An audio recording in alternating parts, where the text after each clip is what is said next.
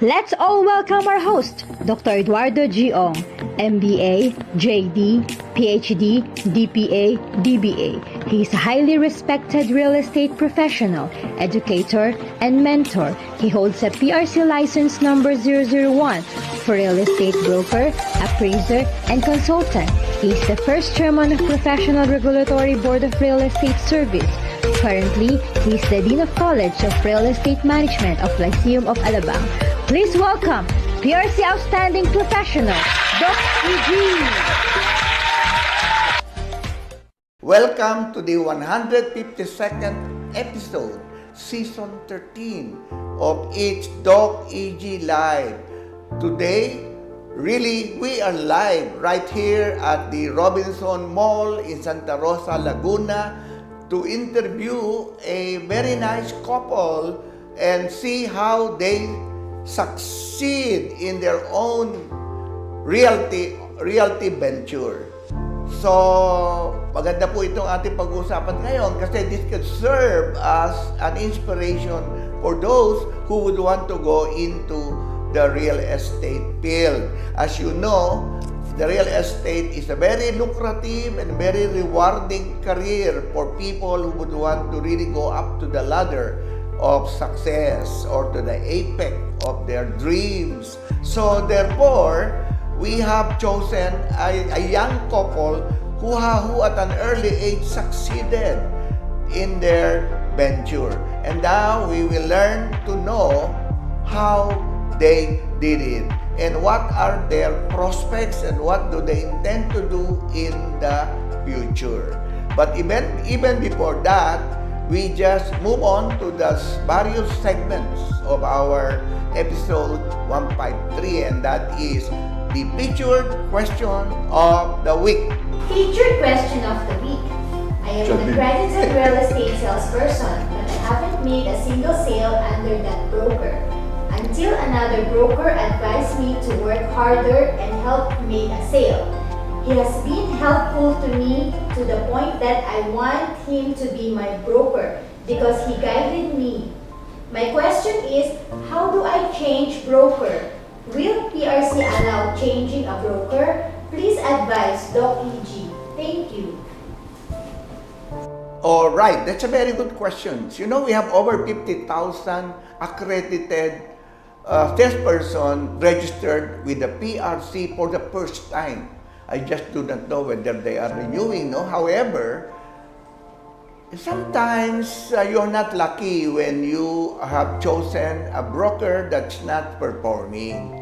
But the thing is, as you know, in the law, in Section 32 of the law about salesperson, remember that you cannot operate without your broker. And your broker is your key, is your shepherd to help you in your activities or in your sales endeavor. However, in your question, you said that you're not happy with your broker because your broker didn't do anything to help you to sell or to be able to succeed in your real estate career. The question is, can you change broker? The answer is yes. All you need to do is write a letter of resignation to address to the broker saying that you don't like him anymore. And so, okay, saying that you're gonna change broker.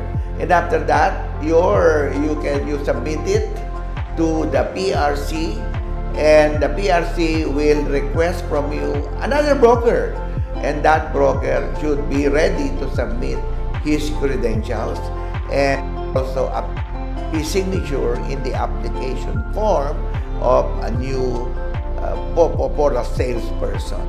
Paano salesperson's accreditation is renewed every year after completion of a 5 hours of training. So when you renew, you can change broker. Actually, it is. You are not prohibited from changing broker. So the broker the role of the broker is to help you the broker should shepherd you so that you can succeed in your real estate career. Kasi brokers are indispensable to a salesperson. And that is why, well, whenever possible, maybe you have an ambition, you become a broker. You take the real estate course and then apply for licensure examination. When you pass it, you will become a broker. And then you are entitled to 20 salesperson. Okay? So I hope I'm able to clarify or answer your query on whether you can leave or you can resign from your broker. The answer is a resounding yes. Thank you. And now, perhaps I'm so pleased that we have a couple who have succeeded in the real estate service field, that they are able to rise above the ground and be able to move up and succeed in their chosen field of career, and that is real estate selling or real estate marketing. Originally, we have Mr. Richard Bautista as our featured broker, but we have decided to do it all together with the beautiful wife, Miss Nikki Bautista, who we are going to interview and see and how they are able to rise above the ground and be able to succeed in real estate. So let me introduce to you the couple, Mr. Richard Bautista and Nikki Bautista. Hello! Hello, Doc EG! Good morning po! Doc EG. We're very excited na nandito po kayo ngayon sa Yesland office. Thank you po. Okay, we are broadcasting in Yesland office, no? Opo. Okay. So, I'm surprised and I am really glad that I went to your office. Why? It's very seldom that you can see a couple.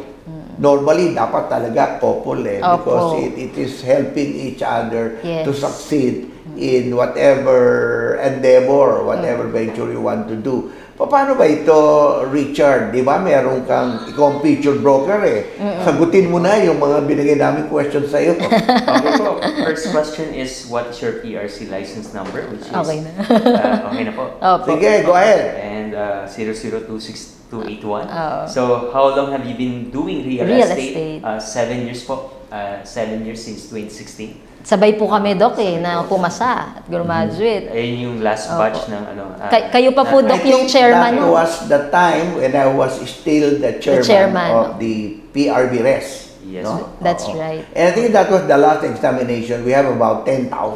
Tama. So took the examination and 50% I think passed the exam. Opo. We were called, Doc, the lucky batch kasi Oo, even although- if hindi BSREM nakapag-exam. Although I in 2017 I still allowed Opo. those who did not make it, yung mga hindi naman plunkers, yung mga the unlucky ones to take again the examination. And again another batch pass. Opo. Kaya Thank inubos ko lahat yun before I left, before I retired from the PRB rin. PRB. Maraming salamat, Doc, do sa chance sa Yes. DSRM course. Then, Thank you isa po. po kami sa Siya po ay graduate ng computer Computer science. Ako po ay science. nursing graduate. Okay. And then right now, both of us are licensed brokers po. Okay. Thank you po. So, what did you do to prepare for the examination?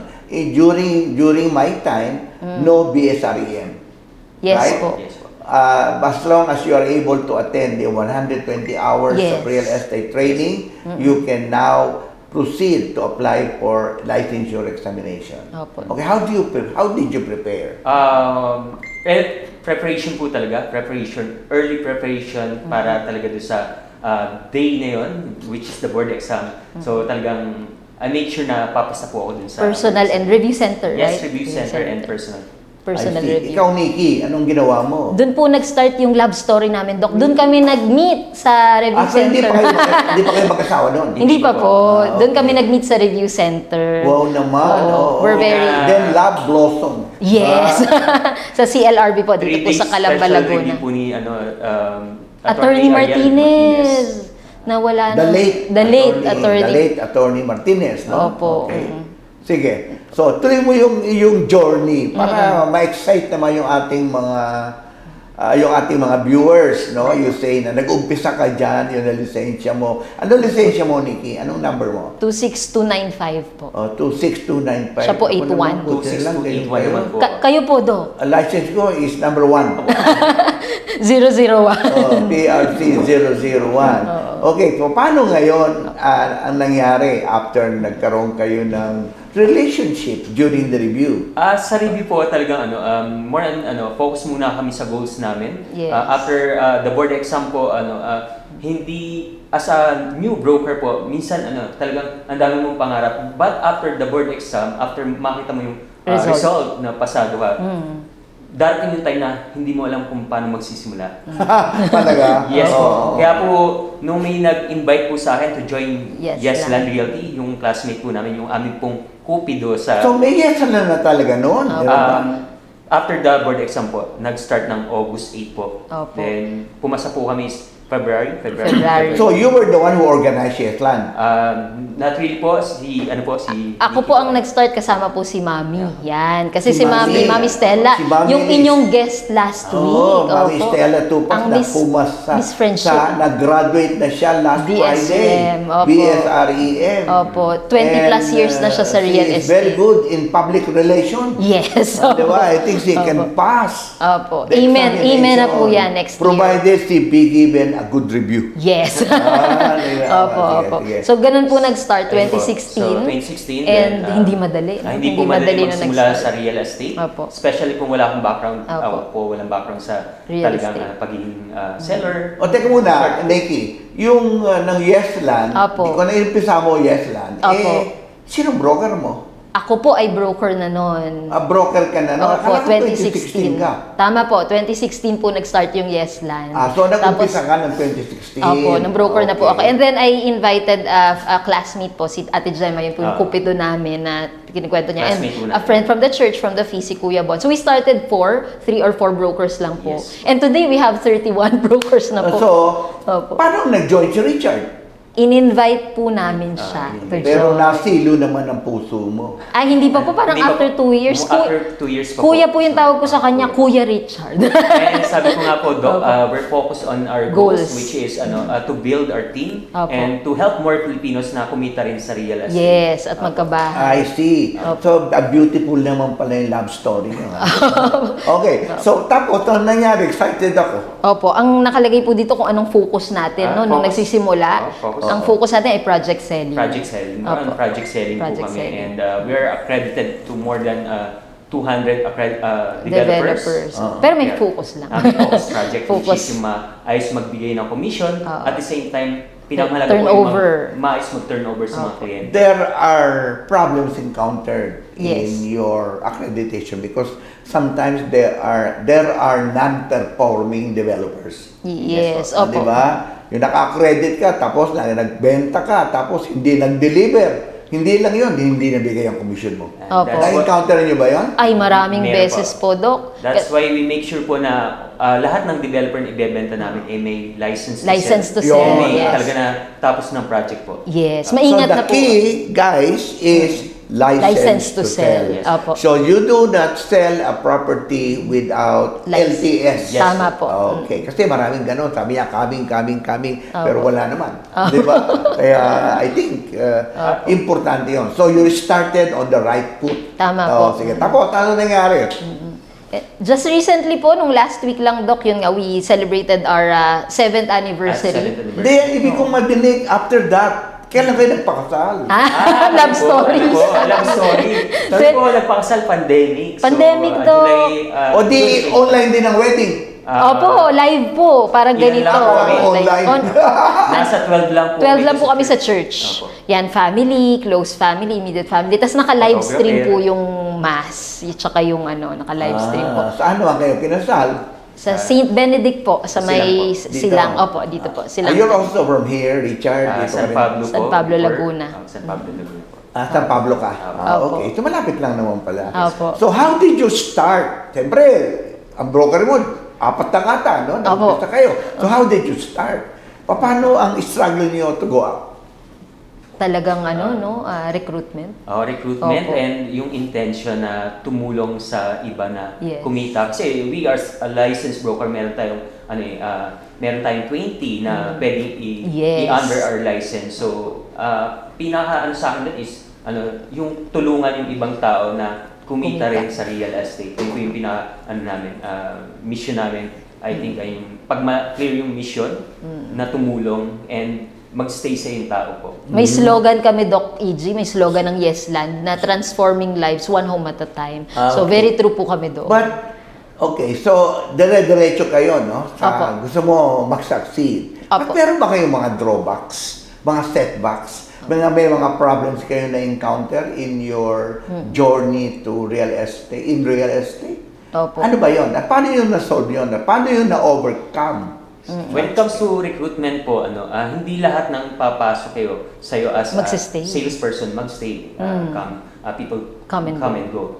But it's yung continuous lang yung gagawin mo, consistency. Continuous recruitment. Opo, continuous po. Hanggat hindi mo nakikita yung talagang right person para doon sa pinapangarap This is para a sa- very sensitive question. Do you accept those applicants who are unlicensed? Hindi Hindi po, opo. Hindi po. So, Kasi yung mga ahente, pumapasok yan. Anybody, any Tom, Dick, and Harry can come to you and be your agent. Hindi sila lisensyado. meron po kaming sistema dito sa Yesland na Opo. sinusunod na dapat maging accredited salesperson before magbenta. Even mag-post, Doc EG, Yes, bawal po online. mag-post pagka hindi pa po accredited. But when they post, they use Yesland.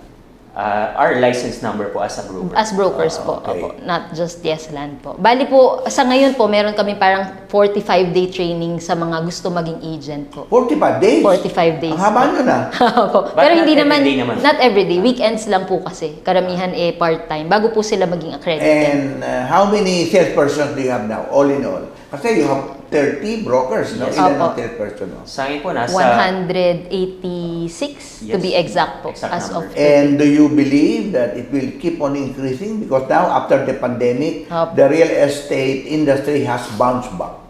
See? O paano? Do you believe na makaka-cope up kayo sa demands of the real estate world? Sobrang laki po ng industry ng real estate. Yes. Actually, kahit pagsamasamahin po yung inventories from different developers, Kulang pa rin yung kulang pa rin ahente. yung sa housing backlog tayo dito sa Opo. Pilipinas. So, we Okay. believe, yes, Doc EG, we will grow to hundreds of brokers and eventually po, thousands of salespersons. But according to this two, there are about 5 million to 6 million Yes, housing backlog, most especially in the lower level. Tama po. No, hindi yung high-end Opo. Mga socialized, Socialized, mga affordable, small, yan. opo. Yan ang backlog.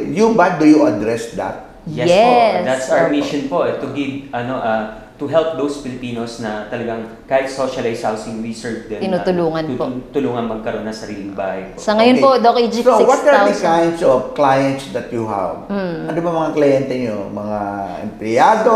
O Yes. mga OFW? O mga ano ba? Yung mga C po, Opo. B, yan. Oh, Yun po. ang majority Type of po market ngayon, Doc EG, is talagang socialized po Socialized and 1 million to 3 million. Yes.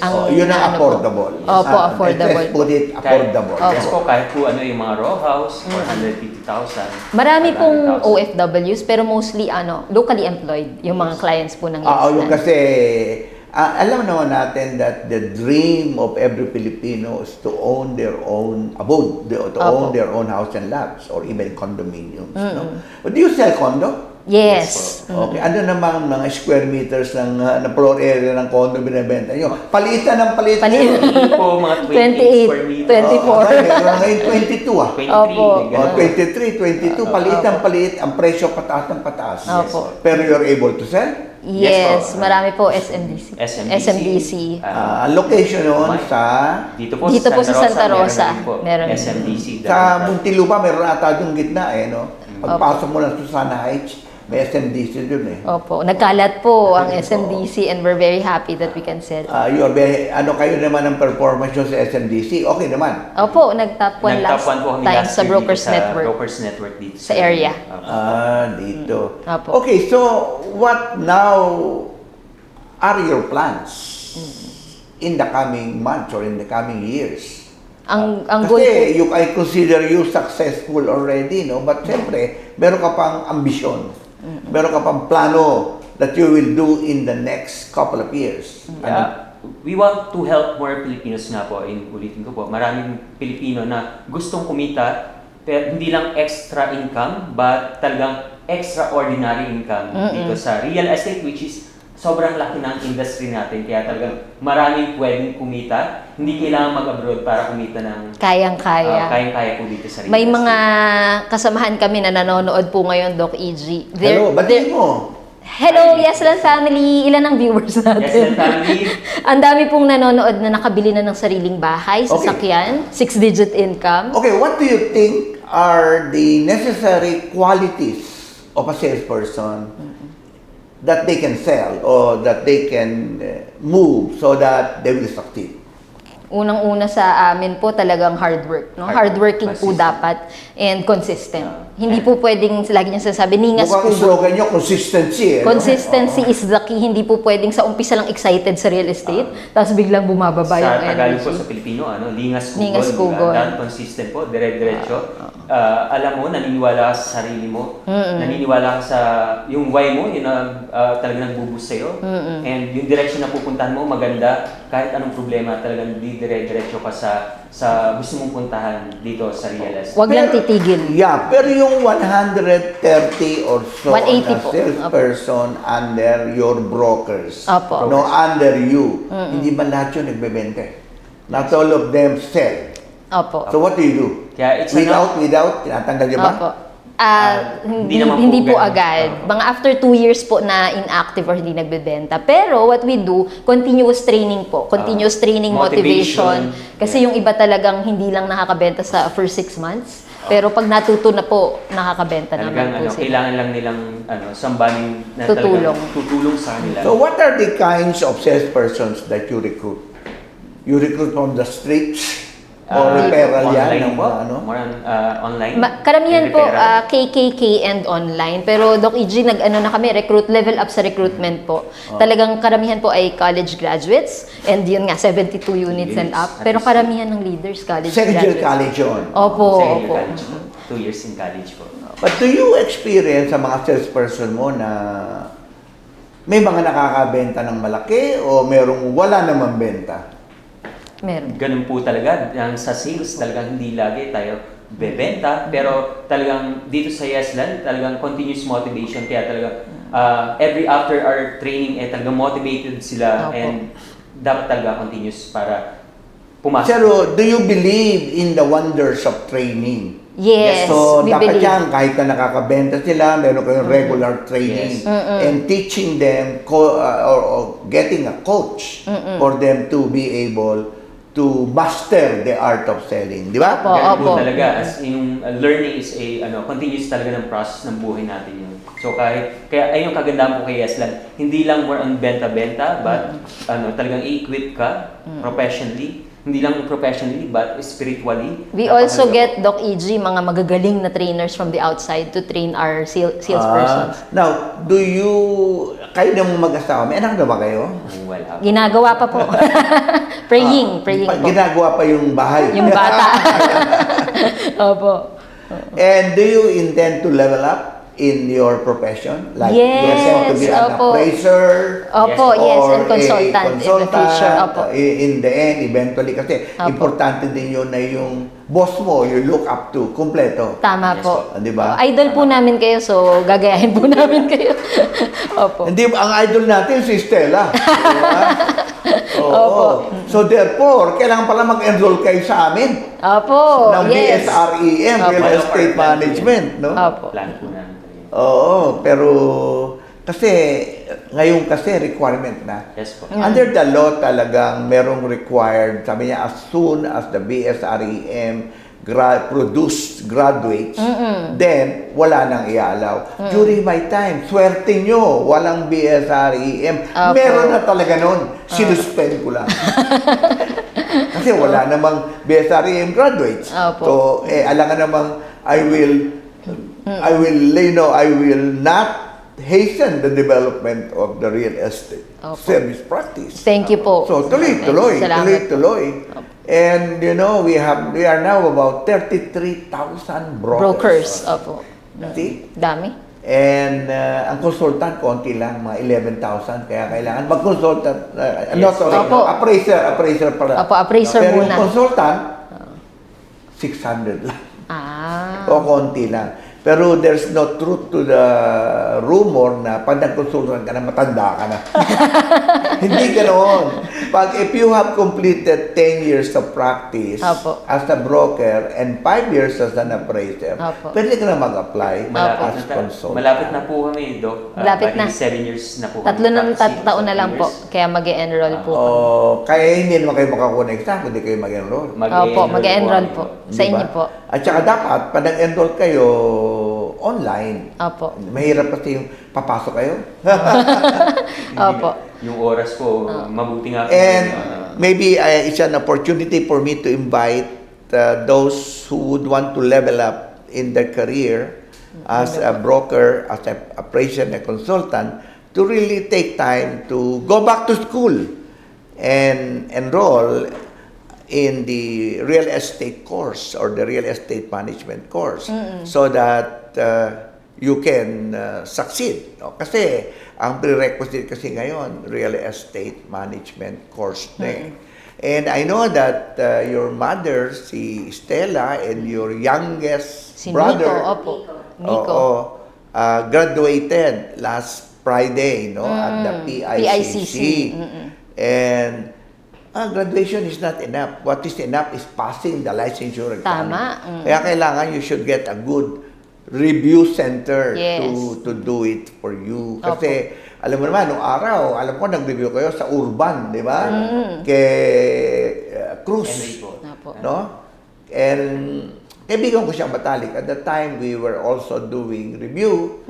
Pero until the time that when I was the chairman, hindi ako pwede. Siyempre, no? For 8 years, na nandun ako sa PRC, wala naman akong ginawa except to help people succeed or be accredited or licensed under the helm of the Professional Regulatory Board of Real Estate Service. Now, today, do you consider yourself successful? If people will be successful, which is dito po maraming nagiging successful sa Yesland. The answer is yes. What is your definition So, of success? Sa amin po talaga, yes, we consider Because ourselves success is not successful. only money. Tama po. For us po, the greatest success that we have is we have helped a lot of people become successful. Sobrang dami po naming natulungan by the grace of God and through Yesland na maging successful sa real estate. Okay. So, we're very happy po. So, nag-advance kayo ng commission? Medyo mahirap po yun. Problema kasi yun. No? Sometimes wala pang real estate developer pero humihingi ng cash advance yung mga Medyo mahirap yung mga po. ahente mo. Pinagbibigyan nyo ba yun? Ang ginawa po namin, Doc EG, ngayon wala na eh, after 7 years. Kasi ang ginawa namin, nag-produce kami ng mga trainings about financial literacy na wag uubusin yung komisyon, wag parang Pilipino na ubos biyaya. So naglagay kami ng mga Normally, trainings. big developers, when they hire salespersons, you know, they give allowance. Nagbibigay ng allowance yan. Let's say 10,000, 12,000, 15,000, 18,000. Pero, May quote. you sign a contract Opo. that if you are not able to perform Produce. in 2 to 3 months, chugi ka. Chugi. Di ba? Opo, Wala ka opo, na. opo. Ginagawa niyo ba yun? Sa amin po, wala talaga. Commission-based. Commission-based, oo. Tsaka may so mga kayo, incentive. hindi kayo nagdi-dislodge ng mga ahente. Pagka talagang inactive, Doc. Pero kami ay nagbibigay ng mga incentives. Incentives po sa mga... Siguro kung inactive, tawagan nyo mag-training. Tama Baka po, naman- tama po. Continuous po yun. Continuous po yun. Baka naman kasi ang potential ng tao, hindi naman nakapokus lang dun eh. So Tama. what you can do is invite them to... Continuous po na training and invitation po. What can you advise the present and future brokers and salespersons in order to succeed in your chosen career? Sa amin talagang start na agad kasi when we were in PICC with you, Doc, nung graduation last week, we realized sa 1,000 plus na graduates, 700 po doon ay BSREM, nagre-real estate management. So, nakikilala na unti-unti yung real estate talaga service sa Philippines. So, ang advice po namin sa mga papasok pa lang, start na agad tayo because very lucrative yung career sa real estate. Ang dami na pong, hindi lang kumita ng pera na extra income, pero extraordinary income ang dami ng nabagong buhay. Sa mga nandito naman na agent na po, if hindi ka pa accredited, nakikiusap kami magpa-accredit na kasi hindi sa Yesland, kasi sa Yesland lahat po talaga ay accredited. If you're watching this, taas noo kasing magbebenta kahit online, kakilala o hindi, pag accredited ka. Sa mga accredited naman na po, ang laging sabi ng asawa ko, nandito ka na lang rin, galingan mo na. Consistent na bigay mo na lahat. Hindi mo na kailangang mag-abroad. Pati ng asawa mo. Kasi kayang kitain yung kita abroad, no? Yes. Dito sa Philippines. With our very, ang ganda ng real estate, business sa Pilipinas po ngayon. So, todo na natin. Maraming pangarap ang natutupad, Natupad. hindi lang pangarap, pero ito yung natutupad dito Yes. sa real estate. Kaya Yes. encourage yung mga gusto subukan ang real estate. Yes. Sobrang ganda po nito. But you have to believe sa sarili mo, Tama. Lord, sa company mo. Tama. And you have to know your why. Ano nagmo-motivate sa'yo Oo. para matupad yung mga pangarap na ito. And you have to take Take action. massive action every action. single day. Bawal po ang tamad sa Ayun. real estate. Bawal ang tamad. Kailangan talaga ay nagsisipag tayo. So, yun po. So ano ba sinasabi mo? Kailangan masipag, Yes. ano pa? Consistent. Kailangan consistent. Alam kung bakit siya pumasok. May dream. May May big dream. dream. Yan, opo. And siguro focus. Focus. And the right product that you are selling. Tama. Yes, Na di ba? hindi ka mapapahiya sa Oh, kliyente. the right product and the right person to do the marketing. Tama po. Under the helm of the right realty company Tama. like Yesland. Yesland. Opo. Sa mga ayaw pong mahirapan na, we have a proven system. We've produced 34 millionaires for 7 years and continuous po yun. Sa ayaw na mahirapan, Oh. Yesland na po. Dapat pala magpa-accredit na rin ako sa Yesland. Di ba? So, natutuwa naman ako sa inyo. Thank you so much for guesting in my program. Thank you din po, Maraming Doc salamat. EG. It's an And, honor po. Sobra po kaming masaya. Salamat din po sa mami namin, kay Mami Stella, for inviting you here po. Oo, kaya I'm Thank sure you po. ito ipapasok nyo sa video nyo, no? And Opo. then you can entice more people Yes to po. go into real estate. Real estate. Okay. So, for your guesting with us now, may I give you the certificate, ha? Wow. Teka. Ayan, alika. Ayan, certificate to na saying that thank you so much for your Yesland for being with us today. Yay! Okay. Thank you, Richard. Thank you po. Salamat Thank you, Joanne. po At sa- meron pa rin. Ayan. Oh, Wow! konti, hindi ko alam kung nalaman yan eh. Thank you po, Salamat Doc po. EG, and salamat sa live tayo ngayon and sa mga tumutulong sa na to. Marami po kayo natutulungan sa mga shows nyo every week po. Okay, Thank thank you you. po. Okay, Thank thank you. Yes, now we have seen a couple that succeed in the real estate field. Kaya po dapat gayahin natin yan. Yung ibang mga dyan na nag-iisip na pumasok sa real estate, kailangan nating gayahin na we have to imitate and emulate the couple that has succeeded in real estate. Okay. Now we move on to the quote, the last quote of the week. Successful men and women keep moving. They make mistakes, yes, but they don't quit. Quitting is losing. Don't quit. so that you can succeed in real estate, in whatever you want to do, and even in your life. You know, normally we will encounter problems, sometimes we make mistakes, but it is just an experience for you to be better the next time around so that you will avoid that pitfalls.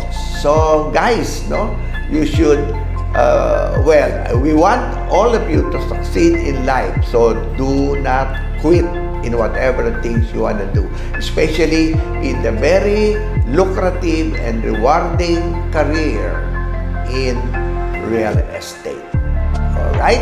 So on behalf of my team, headed by Miss Ellen Lee, Jobel, Achi, and the rest of the team, even Digong,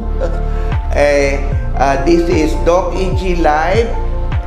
Thank you very much for viewing us today, and we'll see you again next Friday for another exciting episode of It's Doc EG Live.